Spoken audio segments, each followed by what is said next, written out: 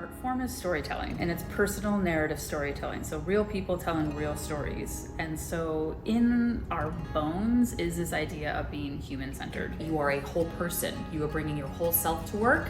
That means that we understand that life happens even when you're working.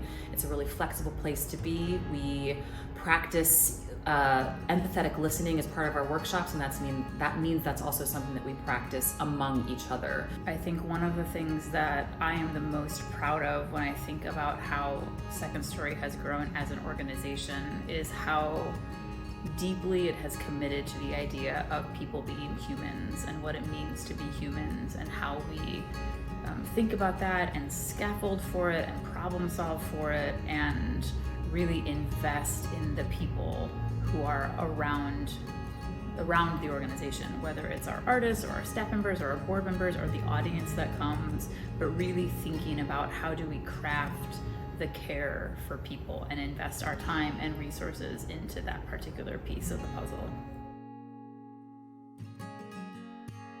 Obviously, in 2020, the world turned upside down and a lot of our sister companies had to stop working. A very tumultuous and unpredictable time for artists everywhere, including those that are part of our community.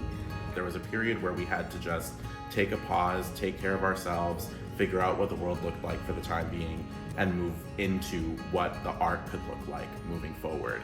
We made the very, direct and specific choice to raise funds through our We See You fund to provide some level of support for our artists who may have been and very well could have been struggling. Second Story, after hosting a number of virtual events during lockdown, handled the transition back into live performance in a way that I have not seen any other company do.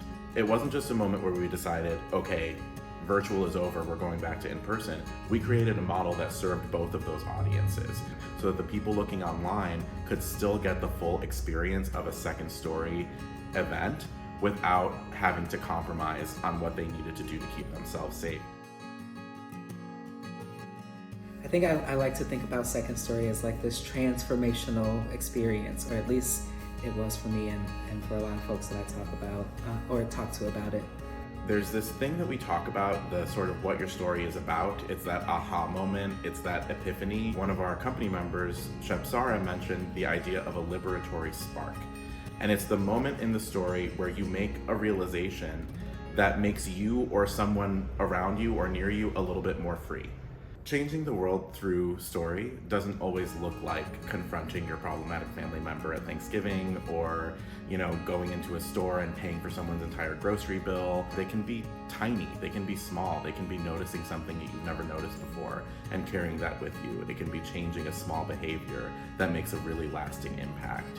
And that's really what we want to focus on at Second Story, is what are all of the moments that make us freer? What are all of the moments that make us a little bit softer, a little bit stronger, a little bit more courageous?